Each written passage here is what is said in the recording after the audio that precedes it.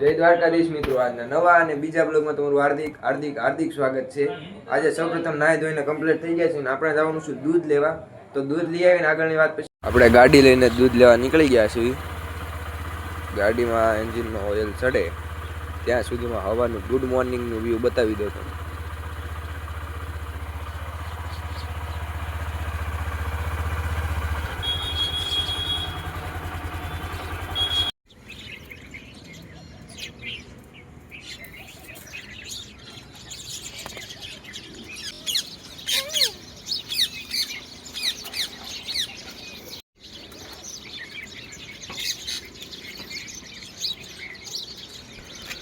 Good morning ખૂબ સરસ થઈ ગયું છે।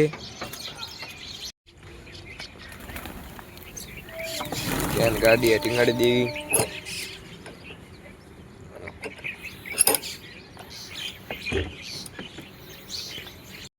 દૂધ લઈને તો આપણે વ્યવા છીએ। હવે આપણે જવાનું છે સીમમાં। સીમ એટલે હું કોમેન્ટમાં કહી દેજો। અને સીમમાં આપણે આપણા કાકાને ટિફિન દેવા જવાનું છે। ટિફિન એટલે ભાતું લઈને જવાનું છે, તો બ્લોગમાં બન્યા રહેજો। ફાઇનલી મારા ભાઈઓ આપણે ટિફિન લઈને સીમમાં જાવી છીએ। તો સીમ એટલે હું મેં તમને કીધું હતું કોમેન્ટમાં કરી દેજો, ભૂલાઈ ન જાય એટલે પાછું કહી દઉં છું કે કોમેન્ટ કરી દેજો સીમ એટલે શું થાય। તો આપણે હવે જઈશું સીમમાં પહોંચી ગયા છીએ ને આપણે ગાડી જો તમે સરસ મજાની પાર્ક કરી દીધી છે ને આપણે જવાના છીએ કાકાને ટિફિન દેવા। તો ચાલો બ્લોગમાં બન્યા રહો। જયદેવભાઈ જોરદાર આગળ હાલે છે। એકાદો વ્યક્તિ તો એવો જોવો જોઈએ ને હારે રે એવો એ પડી છે। આનો રસ્તો આપણે ન જોયો એટલે આ ખુફિયા માણસ છે।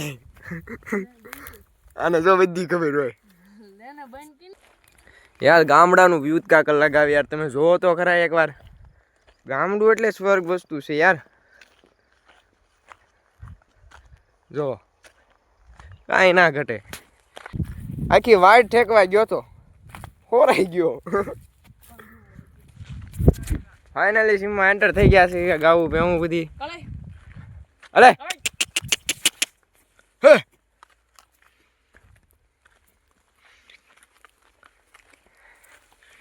આપણું બ્લેક ઘરેણું ટિફિન લઈને સીમમાં પહોંચી ગયા છે ને અહીંયા આપણી ગાવું ભેવું બધી સરે છે, જોઈ લ્યો। અત્યારે કાંઈ સરવાનું છે નહીં। હવે કડબ બડબ મંગાવીને ખવડાવવી પડશે એવું લાગે। ઝાપટા વરસાદે રહેવા નથી દીધું કાંઈ। તો વ્યૂ જોવો તમે, પાંખું ફફડાયા વગર મારું બેટું ઉડે પણ ગજબ છે। કયું પક્ષી છે આ પગરી ભેંસ, આ મહેસાણી ભેંસ, આ વાસળી છે આપણી ઓળકીની। એક વાત કહો, આની વિના છે ને ભાઈ ઢોર સારું નકામું છે, એટલે આ તો જોવે હો ભાઈ ફાકી પેલા। કાકાને આપી દઈએ। ટિફિન દઈ દીધું છે અને ટિફિન ખાઈ લીધું। હવે આપણે ટિફિન લઈને ઘર બાજુ જવાનું છે અને ઘર બાજુ જઈએ। તો હાલો બ્લોગમાં બન્યા રહો। સીમથી ઘર બાજુ તો જાતા જ થા, પણ એમાં વાત કાંઈક નવીન થઈ ગયા। મોટાના હાથ ઉપર જો એક હરોળો તો આપણે ગયા હતા ત્યારે પડી ગયો। બે ભરોળા પાડી દીધા। જો આમ એ જઈલા આ ભરોળો ક્યાં પડ્યો? હા બતાય ને ભાઈ ને બાવળો નો બતાણો, આવડો મોટો બે ભરોળા પાડી દીધા હાથે। ક્યાં જવું ઉપરથી? આ ભઠ્ઠામાં આપણી ગાડીનું પાર્કિંગ જ કાંઈક અલગ લાગે, કાંઈક અલગ જ નજારો લાગે એમાં। અહીંયા ભઠ્ઠો ફાઇનલી સીમમાંથી ઘરે પહોંચી ગયા છે ને થોડુંક કામ પતાવીને સાંજેકના જવાનું રીલ શૂટ કરવા। તો બ્લોગમાં કન્ટિન્યુ રહેજો બન્યા। આપણે આપણું કામ પતાવી લીધું છે અને આપણને નાનો ભાઈ મળી ગયો છે। મોટા તારું નામ હો? ફાસ્ટ તો બોલ। કિંચન નામ છે એનું। કન્ટિન્યુ। જય દ્વારકાધીશ મિત્રો, આપણે નવરા થઈ ગયા છીએ અને આપણે આવી ગયા છીએ બહાર। પણ બહાર આપણે આપણા મિત્રને જોયા તો એની પાસે જઈએ અને પૂછીએ કાંઈક નવીન કરવું છું। કેમ છો ભાઈ? એકદમ શાંતિ। શું વિચાર છે?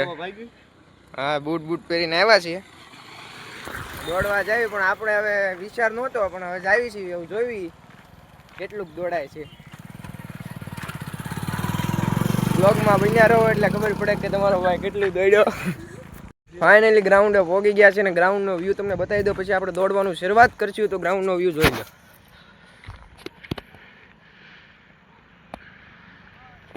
જોરદાર હો ભાઈ ગ્રાઉન્ડે તો આવી ગયા છે, પણ ગ્રાઉન્ડમાં દોડવું હોય ને તો એ પેલા કસરત કરવી પડે. તો આપણે પેલા થોડી કસરત કરી લઈએ.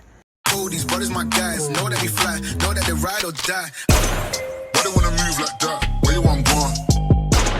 Why you want act like that? Why you play hard? No rush, go and move dumb. Back and forth, push and shove. Make your peace and love turn to peace and gloves. Now you gotta do it right now. These brothers my guys, know that they fly, know that they ride or die.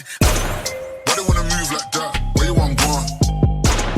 Why you want act like that? Why you play hard? No rush, go and move dumb. Finally આપણે ગ્રાઉન્ડના 6 round મારી દીધા છે. હવે આપણે ઓલા ભાઈને પૂછ્યું કે આ ગ્રાઉન્ડ કેટલા મીટરનું છે. આપણા મિત્રને પૂછી લેવી. એ આમ રાઉન્ડ મારે છે, હમણાં આવે એટલે એને પૂછી લઈએ. મિત્ર આવી ગયો છે ને પૂછી લઈએ કે કેટલા મીટરનું ગ્રાઉન્ડ છે. 330 મીટરનું છે ભાઈ.